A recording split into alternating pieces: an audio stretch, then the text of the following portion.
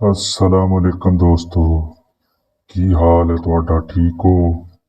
मैं हाजिर हाँ अपने चैनल ते एक नवा करैक्टर। दोस्तों, जिन दोस्तों ने मेरा चैनल सब्सक्राइब नहीं किया वो जल्दी नाल मेरा चैनल सब्सक्राइब कर दें ते बैल आइकन नू दबा दें ताकि आने वाली हर लेटेस्ट अपडेट तुहानू टाइम नाल मिल सके।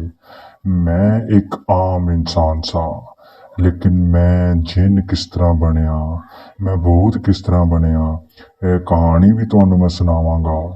होर भी कहानियां तुहानू मैं सुनावांगा अपनी जिंदगी दियां ते अपनी मौत तो बाद, जिन बनन तो बाद जड़ियां कहानियां ने वो सुनावांगा ते नाले तुहानू मैं नज़मां भी सुनावांगा। तुहानू मैं सब कुछ सुनावांगा, एक बड़े ही मज़ेदार तरीके दे नाल तुहानू मैं सुनावांगा। तुसी कन्न ला के सुनना है, तुसी गौर दे नाल सुनना है, ठीक है? लेकिन हजे तुहानू मैं कुछ नहीं सुनाना, मैं बस एक रिक्वेस्ट करन आया।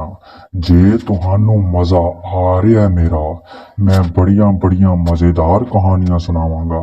जे तुहानू मेरा मजा आ रहा है, तुसी मैनू सपोर्ट करना है, मेरा चैनल सब्सक्राइब करना है, लाइक वीडियो करनी है, कमेंट भी करने ने, ताकि तुहानू मैं बड़िया बड़िया मजेदार कहानियां सुना सका। ते दोस्तों, अज ਲਈ बस इन्ना ही। अल्लाह हाफिज।